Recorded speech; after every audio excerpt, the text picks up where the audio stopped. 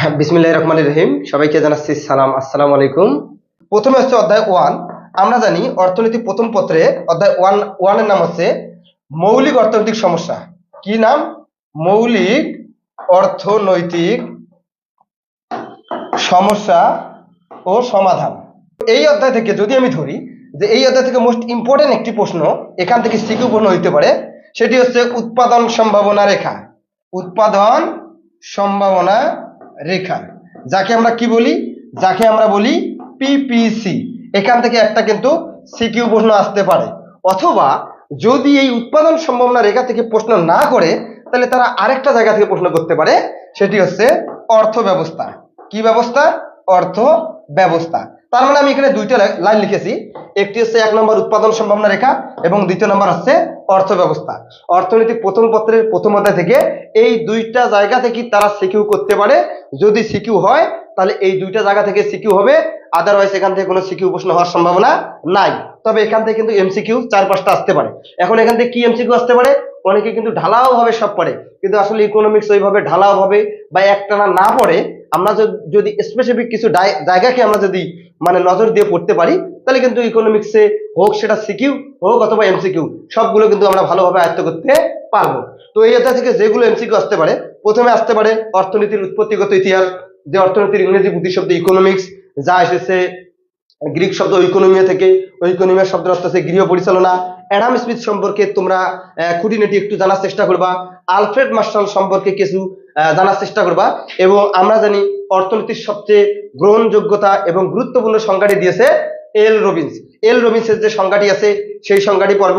এবং আমাদের যে বেসিক কিছু জিনিস আছে, যেমন নির্বাচন কাকে বলে, সুযোগ ব্যয় কি, অভাব কি, অসীম অভাব কি, দুষ্প্রাপ্য কি, সম্পদের স্বল্পতা কি, বিকল্প ব্যবহার কি, এগুলো আমরা জানবো। তারপর আমরা জানি যে পল স্যামুয়েলসনের মতে মৌলিক অর্থনৈতিক সমস্যা হচ্ছে 3টা। কি উৎপাদন করব, কিভাবে উৎপাদন করব, কার জন্য উৎপাদন করব। এরপর আমাদের এখানে জানতে হবে যে ব্যষ্টিক অর্থনীতি কাকে বলে, সামষ্টিক অর্থনীতি কাকে বলে এবং উৎপত্তির ইতিহাস। আমি যেগুলো বললাম ওগুলো হচ্ছে মূলত সাজেশনমূলক এমসিকিউ এর জন্য, আর সিকিউ এর জন্য তো এই দুটো আসতে পারে। তো এখন সিকিউ কিভাবে প্রশ্ন আসতে পারে? যদি উৎপাদন সম্ভাবনা রেখা থেকে প্রশ্ন আসে, যদি আসে তাহলে এইরকম একটা ছক দেওয়া থাকবে। এখানে বিভিন্ন ধরনের এখানে দেওয়া থাকতে পারে এক্স দ্রব্য অথবা ধান চাল পাট গম এগুলো থাকতে পারে, আর এখানে দেওয়া থাকবে ওয়াই দ্রব্য, আর এখানে থাকবে সংমিশ্রণ। আমরা সংমিশ্রণ বলতে কি বুঝবো? সংমিশ্রণ বলতে বুঝবো A B C D E, এইরকম বিভিন্ন ধরনের প্রশ্ন থাকতে পারে বা এইরকম সংমিশ্রণ থাকতে পারে। আবার এখানে থাকতে পারে 0, 50, 100, 140, 150। আবার এখানে থাকতে পারে 150, 140, 150 এবং 0। এইটা থাকতে পারে উদ্দীপক, এবং এই উদ্দীপকটা এইভাবে থাকবে। তো এই উদ্দীপকের মধ্যে কিন্তু আমাদের দুইটা কিন্তু একদম হাই ভোল্টেজ, যাকে বলে খুব ইম্পর্টেন্ট দুটো এমসিকিউ আসতে পারে। এখানে দেখতে পাচ্ছি এক্স দ্রব্যের উৎপাদন 0, আর এখানে দেখতে পাচ্ছি ওয়াই দ্রব্যের উৎপাদন 150। আবার আমরা এখানে দেখতে পাচ্ছি এক্স দ্রব্যের উৎপাদন 150 আর ওয়াই দ্রব্যের উৎপাদন হচ্ছে 0। তার মানে এখান থেকে আমরা কি বুঝতে পারি? একটি দ্রব্যের উৎপাদন যেখানে সর্বোচ্চ হয়, অপর দ্রব্যের উৎপাদন সেখানে সর্বোচ্চ হয়, মানে 150 এখানে সর্বোচ্চ। আবার একটি দ্রব্যের উৎপাদন যেখানে সর্বনিম্ন হয়, এই যেখানে সর্বনিম্ন, অপর দ্রব্যের উৎপাদন সেখানে উৎপাদন সর্বোচ্চ হলে অপর দ্রব্যের উৎপাদন 0 হয়, অথবা অপর দ্রব্যের উৎপাদন সর্বোচ্চ হলে আর একটি দ্রব্যের উৎপাদন কি হয়? 0 হয়। এখান থেকে গ নম্বর প্রশ্ন যেটা আসতে পারে সেটি হচ্ছে পিপিসি রেখা অঙ্কন করো। কি রেখা? পিপিসি রেখা অঙ্কন করো। যেহেতু সাজেশনমূলক ক্লাস, আসলে আমি পিপিসি রেখাটা কিভাবে অঙ্কন করা যায় এইটাই আমি একটু দেখার চেষ্টা করব। এটা একটু এইদিকে সরাই নেই। তো আমরা জানি একটি রেখার মধ্যে আমাদেরকে প্রথমে এইভাবে দুটো টান দিতে হবে। এটি হচ্ছে এক্স অক্ষ এবং এটি হচ্ছে ওয়াই অক্ষ।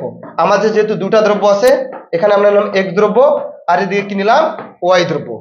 তারপর আমরা এখানে মান বসাবো, যেমন এখানে নিলাম 50, এখানে নিলাম 100, এখানে নিলাম 150, আবার এখানে নিলাম 50, এখানে নিলাম 100 এবং এখানে নিলাম 150। এইভাবে মান বসার পর আমরা যদি এই যে প্রত্যেকের মানগুলো যদি আমরা সুন্দর করে সাজাই তাহলে আমরা দেখব রেখাটা হবে এই রকম। আমি কিন্তু ডিরেক্ট রেখা আর্ট করলাম, এখানে মানগুলো বসাইতে অনেক সময় লাগবে, আর যেহেতু আমার সাজেশনমূলক ক্লাস তাহলে পিপিসি রেখা হলো এই রকম। এবং এই যে রেখাটি এটি হচ্ছে মূলত আমাদের কি রেখা, এই রেখাটিকে বলা হয় পিপিসি রেখা। তারপর আমাদেরকে ব্যাখ্যা দিতে হবে, আশা করা যায় ব্যাখ্যা তোমরা সবাই পাও। এক্স দ্রব্যের উৎপাদন এতটুকু, ওয়াই দ্রব্যের উৎপাদন এত, যা এই বিন্দু দ্বারা নির্দেশিত, এইভাবে আমাদের ব্যাখ্যা দিতে হবে। কিন্তু এখান থেকে যে সমস্যাটি হয়, ঘ নম্বর প্রশ্ন, কয় নম্বর প্রশ্ন, ঘ নম্বর প্রশ্নটি অনেকের সমস্যা হয়, এই জন্য কিন্তু তারা এক্সাক্টলি উত্তর করতে পারে না। তো আমি ঘ নম্বর প্রশ্নটা কিভাবে লিখতে হয় আমি একটু এখানে ব্যাখ্যা করব। পরীক্ষা আসতে পারে এক্স ও ওয়াই দ্রব্যের উৎপাদন, এক্স ও ওয়াই দ্রব্যের উৎপাদন একই সাথে, কেমন সাথে, একই সাথে 50-50, 50-50 মানে এক্স 50 হলে ওয়াই 50, অথবা এক্স যদি 140 হয় তাহলে ওয়াই হবে 140। এক্স ও ওয়াই দ্রব্যের উৎপাদন একই সাথে 50-50 এবং 140-140 উৎপাদন সম্ভব কি, মানে হতেও পারে নাও হইতে পারে।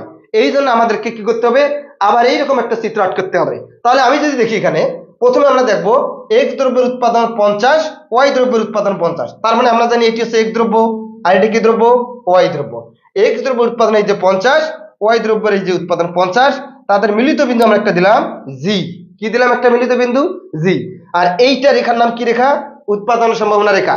আর উৎপাদন সম্ভাবনা রেখাকে আমি আরেকটি নাম দিয়েছি, এটা আমাদের রংপুরে আঞ্চলিক ভাষায় আমি বলি এইটা হচ্ছে জমির আইল। কিসের আইল, জমির আইল।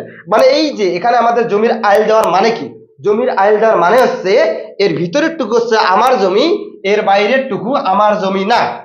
তাহলে জমিতে কেন আমরা আইল দেই, আমরা জমিতে এই জন্য আমরা সীমানা অথবা আইল এই জন্য দেই কারণ আমাদের সম্পদ সীমিত, আমরা চাইলে এখানে উৎপাদন করতে পারবো না, আমরা চাইলে এখানে উৎপাদন করতে পারবো না, অথবা আমরা চাইলে এখানে উৎপাদন করতে পারবো না। আমরা উৎপাদন করব কোথায়, এই যে আমাদের উৎপাদন সম্ভাবনা রেখা, এই উৎপাদন সম্ভাবনা রেখার ভিতরে আমরা উৎপাদন করতে পারবো, এবং এটি হচ্ছে আমার জমি, এবং আমাকে বর্ডার দিয়ে আমার জমি আমাকে নির্দিষ্ট করে দেওয়া হইলো। এখন কথা হচ্ছে আমি এক্স দ্রব্যের উৎপাদন যখন 50, ওয়াই দ্রব্যের উৎপাদন যখন 50 নিলাম, দেখলাম যে আমার মিলিত বিন্দু হচ্ছে জি। এখন তোমাদের কাছে প্রশ্ন, আচ্ছা বলো তো জি কি আমার এই জমির ভিতরে না বাইরে, অবশ্যই আমার জমির ভিতরে। তাহলে এক্স এবং ওয়াই দ্রব্যের উৎপাদন একই সাথে 50 একক 50 একক উৎপাদন করা সম্ভব, কারণ তাদের মিলিত বিন্দু হচ্ছে জি, যা উৎপাদন সম্ভাবনা রেখার ভিতরে অবস্থান করে। কিন্তু এখানে কাহিনী আছে, আমরা যদি এখানে উৎপাদন করি তাহলে দুটি সমস্যা দেখা দিবে। কয়টি সমস্যা, দুটি সমস্যা দেখা দিবে। এক নম্বর সমস্যা হচ্ছে সম্পদের সুষ্ঠু ব্যবহার হবে না। কেমন ব্যবহার হবে না, সম্পদের সুষ্ঠু ব্যবহার হবে না। কেন হবে না, আমার জমি কি এতটুকু না, অবশ্যই আমার জমির এতটুকু না, আমার জমি হচ্ছে এই যে পুরোটুকু, অর্থাৎ আমার জমি হচ্ছে এখানে 10 বিঘা, কিন্তু আমি উৎপাদন করেছি কয় বিঘাতে, ধরে নিলাম আমি উৎপাদন করেছি 2 বিঘাতে। তাহলে এক নম্বর কি হইলো, সম্পদের সুষ্ঠু ব্যবহার হলো না, অর্থাৎ 10 বিঘা জমির মধ্যে আমি 2 বিঘা জমিতে আবাদ করেছি বা উৎপাদন করেছি। তাহলে এক নম্বর হলো সম্পদের সুষ্ঠু ব্যবহার হবে না। আর 2 নম্বর হচ্ছে বেকারত্ব দেখা দিবে। কেন বেকারত্ব দেখা দিবে, কারণ এই যে এই জমিগুলোতে যদি আমি উৎপাদন করতাম তাহলে 5-7টা লোকের কর্মসংস্থানের সৃষ্টি হইতো, তখন বেকারত্ব হ্রাস পাইলো, কিন্তু আমি তো উৎপাদন করি নাই, এই জন্য বেকারত্ব বৃদ্ধি পাবে। আবার এক দ্রব্যের উৎপাদন যখন 140, ওয়াই দ্রব্যের উৎপাদন তখন 140, উৎপাদন করা কি সম্ভব, এই যে এক দ্রব্যের উৎপাদন 140, ওয়াই দ্রব্যের উৎপাদন ধরলাম এখানে 140, তাহলে তাদের যখন আমরা মিলিত করলাম, ধরলাম এটা এইচ বিন্দু, এটা কি উৎপাদন সম্ভাবনা রেখার ভিতরে না, এটা উৎপাদন সম্ভাবনা রেখার ভিতরে পড়তেছে না, এইটা হচ্ছে উৎপাদন সম্ভাবনা রেখার বাহিরে। কিন্তু ওই যে বললাম এটা আমার জমির আইন, এটা তো আমার জমি না, এটা মানুষের জমি, তাহলে মানুষের জমিতে আমি উৎপাদন করতে কখনো পারবো না বা উৎপাদন করার চিন্তা ভাবনা করবো না।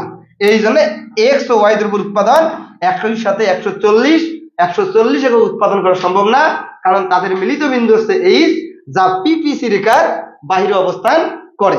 সম্পদের স্বল্পতার কারণে আমরা এই উৎপাদন সম্ভাবনা রেখার বাহিরে অবস্থান যে বিন্দু করবে সেখানে আমরা উৎপাদন করতে পারবো না।